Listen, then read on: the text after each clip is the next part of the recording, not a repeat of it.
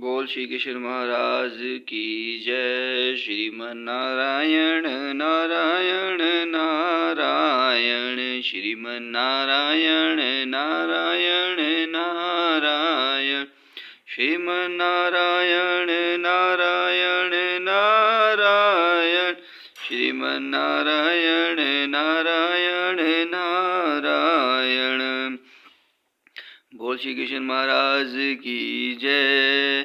यथार्थ भक्ति से युक्त मनुष्य में वे सारे सद्गुण रहते हैं जो सत्पुरुषों या देवताओं में पाए जाते हैं, जबकि अभगत अपनी शिक्षा तथा संस्कृति के द्वारा भौतिक योग्यताओं में चाहे कितना ही उत्तम क्यों न हो, इन ईश्वरीय गुणों से विहीन होता है। अतः सब जनों, मित्रों तथा संबंधियों को युद्ध भूमि में देखते ही अर्जुन उन सबों के लिए करुणा से अनुभूत हो गया जिन्होंने परस्पर युद्ध करने का निश्चय किया था। जहाँ तक उसने अपने सैनिकों का संबंध था, वह उनके प्रति प्रारंभ से दयालु था, किंतु विपक्षी दल के सैनिकों की असहस्त्र मृत्यु को देखकर वह उन पर भी दया का अनुभव कर रहा था। और जब वह इस प्रकार सोच रहा था तो उसके अंगों में कंपन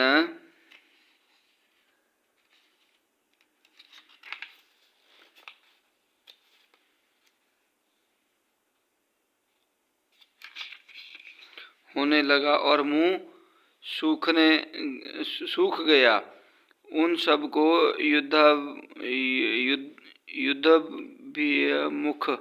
युद्धविमुख होकर यूं देखकर उसे आश्चर्य भी हुआ। प्राय सारा कुटुंब अर्जुन के सगे संबंधी उसके युद्ध करने आए थे। यद्यपि इसका उल्लेख नहीं है, किंतु तो भी सहज अनुमान लगाया जा सकता है कि न केवल उसके अंग कांप रहे थे और मुंह सूख रहा था, अपितु वह दयावश रुदन भी कर रहा था। अर्जुन में ऐसे लक्षण किसी दुर्बलता का कारण नहीं, अपितु हृदय की कोमलता के कारण थे, जो भगवान के शुद्ध भक्त का लक्ष्य है। अंत कहा गया है, यस्यास्त भक्ति भृग वत्सज्ञाना सर्वे गुणे सत्रत समास्ते सुरा हरावभ तृत्स्य कुतो महद गुणा मनोर्थेना सती धावतो भय। जो भगवान के प्रति अविचल भक्ति रखता है, उसमें देवताओं के सद्गुण पाए जाते हैं, किंतु जो भगवदक नहीं है, उसके पास भौतिक योग्यताएं ही नहीं रहती, जिसका कोई मूल्य नहीं होता। इसका कारण यह है कि वह मानसिक धरातल पर मंडराता रहता है और ज्वलंत माया के द्वारा अवश्य ही अकृत होता है। वेपथुक्षण शरीर में रोम हर्ष जायते, गांडीव सप्तंत सते हस्तात क्वैव परिदहाते।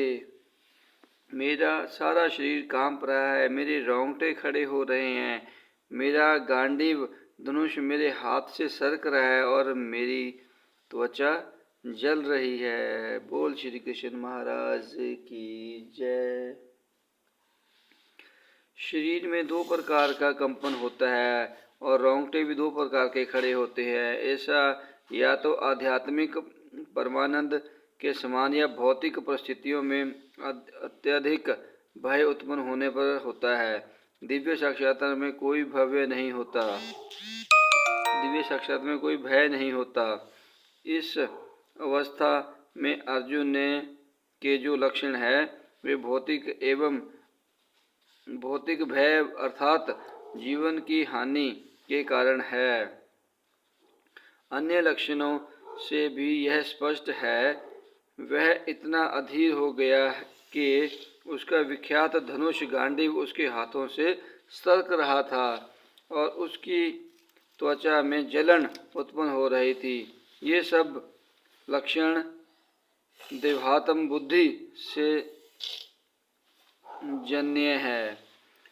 नाच शक्रौम यव सथातु ब्रह्मतीव च मे मन निमित्राणि च पश्याच विपरीतानि केशव। मैं यहाँ अब और अधिक खड़ा रहने में असमर्थ हूँ। मैं अपने को भूल रहा हूँ और मेरा सिर चकरा रहा है। हे कृष्ण, मुझे तो केवल अमंगल के कारण दिख रहे हैं। अपने अधैर्य के कारण अर्जुन युद्ध भूमि में खड़ा रहने में असमर्थ था और अपने मन की इस दुर्बलता के कारण उसे आत्म विस्मृति हो रही थी। भौतिक वस्तुओं के प्रति अत्यधिक आसक्ति के कारण मनुष्य ऐसी मोहमयी स्थिति में पड़ जाता है। भयधृत्याभिनिवेशत स्थाय। ऐसा भय तथा मानसिक असंतुलन उन व्यक्तियों में उत्पन्न होता है जो भौतिक परिस्थितियों से ग्रस्त होते हैं। अर्जुन को युद्ध भूमि में केवल दुखदायी पराजय की प्रतीत हो रही थी। वह स्तर पर विजय पाकर भी सुखी नहीं होगा। निमित्रांति विपरीतानि शब्द महत्वपूर्ण है। जब मनुष्य को अपनी आशाओं में केवल निराशा दिखती है तो वह सोचता है, मैं यहाँ क्यों हूँ। प्रत्येक प्राणी अपने में तथा अपने स्वार्थ में रुचि रखता है। किसी का भी परमात्मा में रुचि नहीं होती। कृष्ण की इच्छा से अर्जुन अपने स्वार्थ के प्रति अज्ञान दिख रहा है। मनुष्य का वास्तविक स्वार्थ तो विष्णु या कृष्ण में निहित है। बद्ध जीव इसे भूल जाता है, इसीलिए उसे भौतिक कष्ट उठाने पड़ते हैं।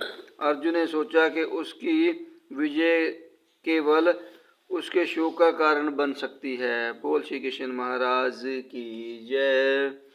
नाचे श्रेयो नुप श्यामी हत्याव सब जन माहिवे ना कांडे विजय कृष्ण नाचे राज्य सुखानी च। हे कृष्ण, इस युद्ध भूमि में अपने ही सब जनों का वध करने से ना तो मुझे कोई अच्छाई दिखती है और न मैं उसमें किसी प्रकार की विजय, राज्य या सुख की इच्छा रखता हूँ। यह जाने बिना कि मनुष्य का स्वार्थ विष्णु में है, सारे बुद्धिजीव शारीरिक संबंधों के प्रति यह सोचकर आकर्षित होते हैं कि वे ऐसी परिस्थितियों में प्रसन्न रहेंगे। ऐसी देवात्म बुद्धि के कारण वे भौतिक सुख के कारणों को भी भूल जाते हैं। अर्जुन को क्षत्रिय का नैतिक धर्म भी भूल गया था। कहा जाता है कि दो प्रकार के मनुष्य परम शक्तिशाली तथा जाज्वल्यमान सूर्यमंडल में प्रवेश करने के योग्य होते हैं। ये हैं, एक तो क्षत्रिय जो कृष्ण की आज्ञा से युद्ध में मरता है तथा दूसरा सन्यासी जो आध्यात्मिक अनुशीलन में लगा रहता है। अर्जुन अपने शत्रुओं को भी मारने से विमुख हो रहा है। अपने संबंधियों की बात तो छोड़ दें, वह सोचता है कि स्वजनों को मारने से उसे जीवन में सुख नहीं मिल सकेगा। अंत वह लड़ने के लिए इच्छुक नहीं है। जिस प्रकार के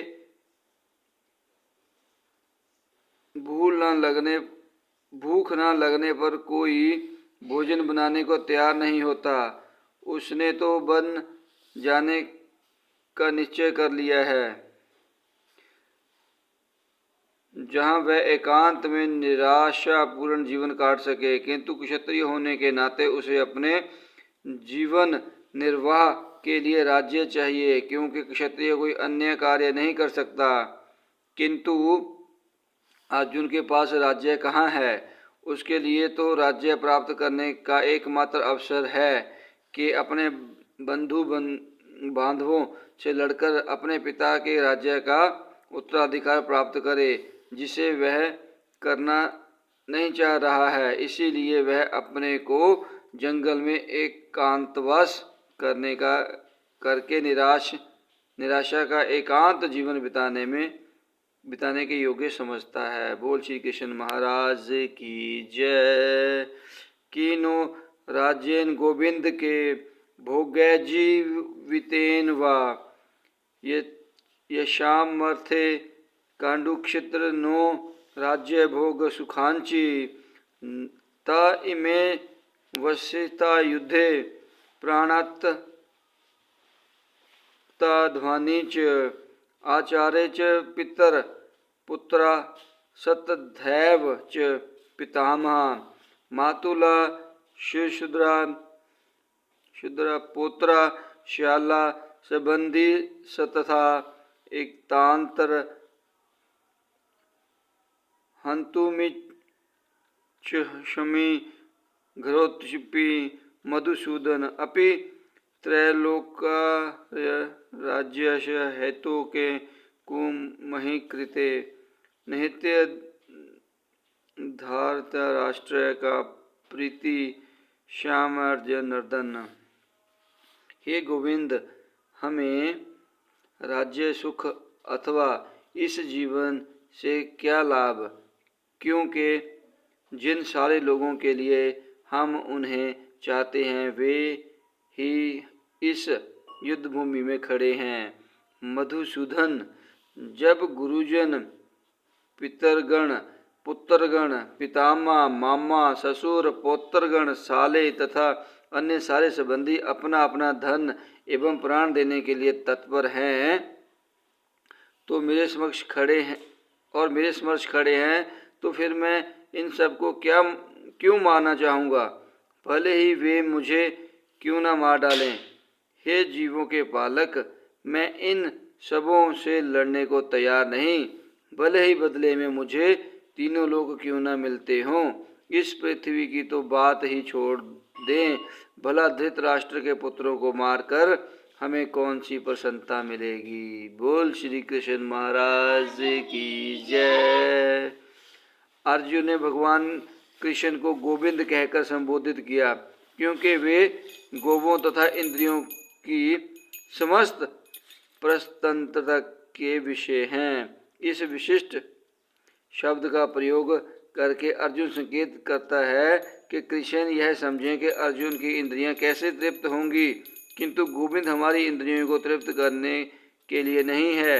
हाँ, यदि हम गोविंद की इंद्रियों को तुष्ट करने का प्रयास करते हैं तो हमारी इंद्रियां स्वतः तुष्ट होती हैं। भौतिक दृष्टि से प्रत्येक व्यक्ति अपनी इंद्रियों को तुष्ट करना चाहता है और चाहता है कि ईश्वर उसके आज्ञा पालन की तरह काम करे, किंतु ईश्वर उनकी तृप्ति वहीं तक करते हैं जितनी के वे पात्र होते हैं, उस पद तक नहीं जितना वे चाहते हैं। किंतु जब कोई इसके विपरीत मार्ग ग्रहण करता है, अर्थात जब वह अपनी इंद्रियों की तृप्ति की चिंता न करके गोविंद की इंद्रियों की तुष्टि करने का प्रयास करता है, तो गोविंद की कृपा से जीव की सारी इच्छाएं पूर्ण हो जाती है। यहाँ पर जाति तथा कुटुंबियों के प्रति अर्जुन का प्रगाढ़ संदेह आंशिक रूप से इन सब के प्रति उसकी स्वाभाविक करुणा के कारण है। अंत में युद्ध करने के लिए तैयार नहीं है। हर व्यक्ति अपने वैभव का प्रदर्शन अपने मित्रों तथा परिजनों के समक्ष करना चाहता है, किंतु अर्जुन को भय है कि उसके सारे मित्र तथा परिजन युद्ध भूमि में मारे जाएंगे और वह विजय के पश्चात उनके साथ अपने वैभव का प्रयोग नहीं कर सकेगा। भौतिक जीवन का यह सामान्य लेखा जोखा है, किंतु आध्यात्मिक जीवन इससे सर्वथा भिन्न होता है। क्योंकि भक्त भगवान की इच्छाओं की पूर्ति करना चाहता है, अंत मदभक्त इच्छा होने पर वह भगवान की सेवा के लिए सारे ऐश्वर्य स्वीकार कर सकता है, किंतु यदि भगवत इच्छा ना हो तो वह एक जैसा भी ग्रहण नहीं कर सकता। अर्जुन अपने संबंधियों को मारना नहीं चाह रहा था, और यदि उनको मारने की आवश्यकता हो तो अर्जुन की इच्छा थी कि कृष्ण स्वयं उनका वध करे। इस समय उसे यह पता नहीं है कि कृष्ण उन सबों को युद्ध भूमि में आने के पूर्व ही मार चुके हैं और सब उसे निमित्त मात्र बनना है। इसका उद्घाटन अगले अध्यायों में होगा। भगवान का असली भक्त होने के कारण अर्जुन अपने अत्याचारी बंधुओं से प्रतिशोध नहीं लेना चाहता था, किंतु वह तो भगवान की योजना थी कि सबका वध हो। भगवत्तर दुष्टों से प्रतिशोध नहीं लेना चाहते थे, किंतु भगवान दुष्टों द्वारा भक्त के उत्पीड़न को सहन नहीं कर पाते। भगवान किसी व्यक्ति को अपनी इच्छा से क्षमा कर सकते हैं, किंतु यदि कोई उसके भक्तों को हानि पहुंचाता है तो वे उसे क्षमा नहीं करते। इसीलिए भगवान इन दुराचारियों का वध करने के लिए उद्यत थे, यद्यपि अर्जुन उन्हें क्षमा करना चाहता था। बोल श्री कृष्ण महाराज की जय। श्रीमन नारायण नारायण नारायण, श्रीमन नारायण नारायण नारायण, श्रीमन नारायण नारायण नारायण, श्रीमन नारायण नारायण नारायण। बोल श्री कृष्ण महाराज की जय। भूल चूक दी माफी दो भगवान।